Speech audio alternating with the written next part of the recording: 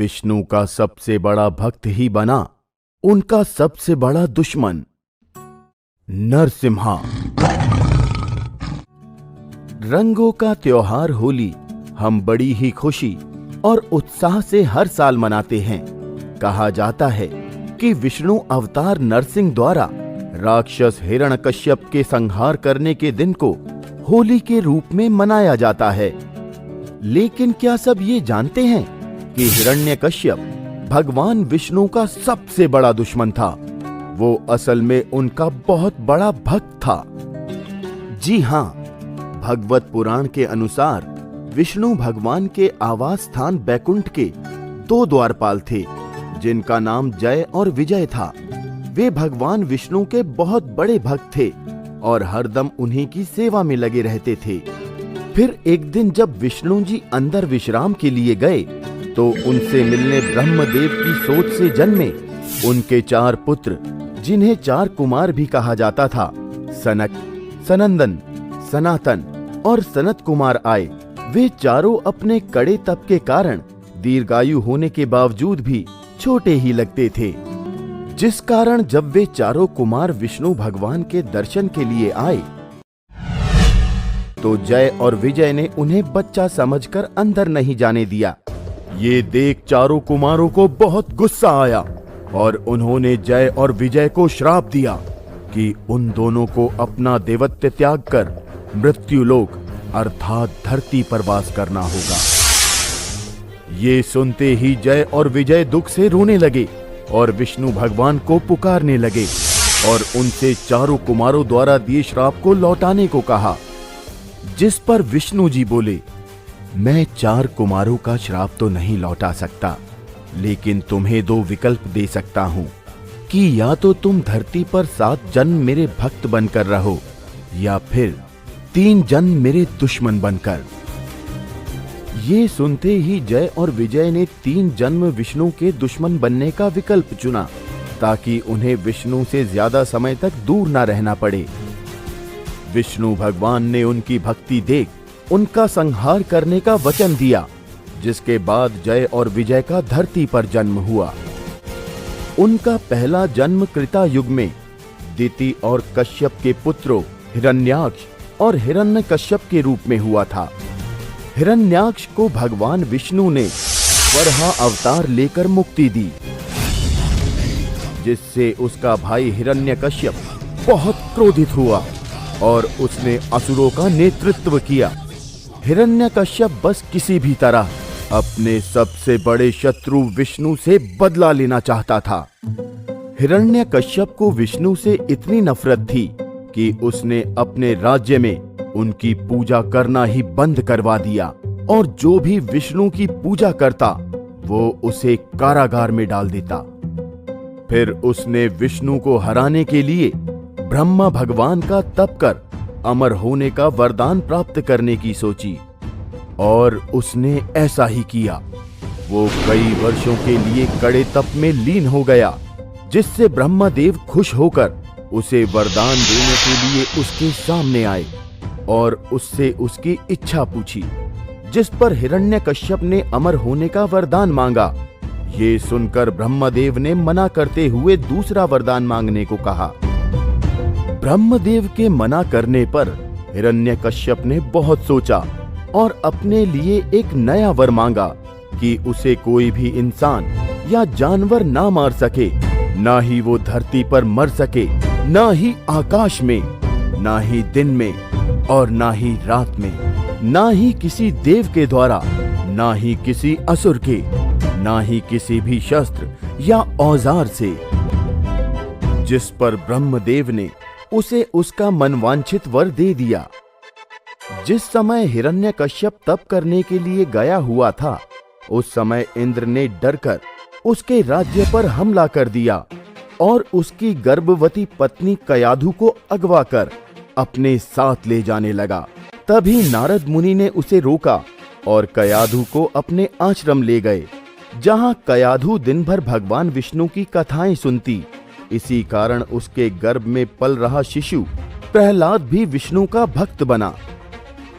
जैसे ही हिरण्यकश्यप अपना तप पूरा करके लौटा, तो उसने अपने राज्य पर हमला करने के लिए इंद्र के साथ युद्ध किया और तीनों लोकों पर विजय प्राप्त की।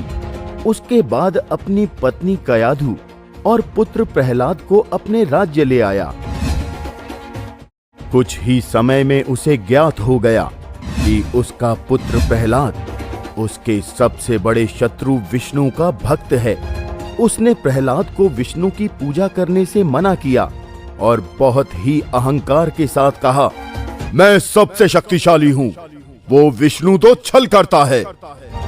ये सुनकर प्रहलाद ने अपने पिता को समझाने की कोशिश की और कहा कि विष्णु ही तो तीनों लोकों को संभालते हैं, वही जगत के पिता हैं। प्रहलाद से ऐसा सुन हिरण्यकश्यप की क्रोध की सीमा ना रही और उसने प्रहलाद को कारावास में डलवा दिया और उस पर कई यातनाएं की।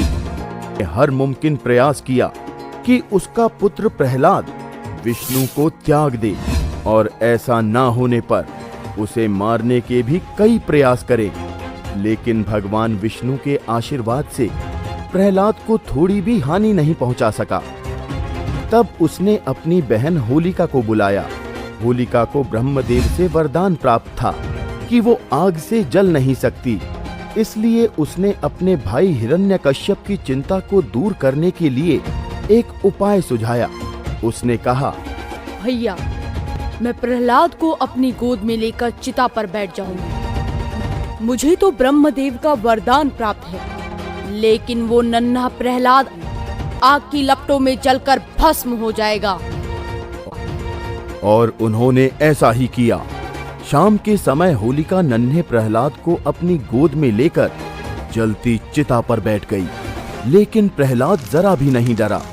कुछ देर बाद होलिका को आग से जलने का एहसास हुआ। खुद को जलता पाकर वो दर्द से चीखने लगी। वो देखते ही देखते आग की लपटों में जलकर राख हो गई, लेकिन भक्त प्रहलाद को एक खरोंच तक नहीं आई। ये देख सब लोग बहुत हैरान हुए।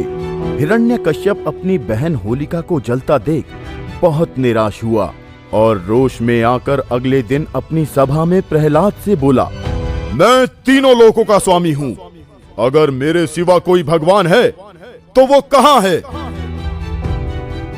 जिस पर प्रहलाद बहुत ही प्यार से बोले, भगवान तो हर जगह हर कण में है।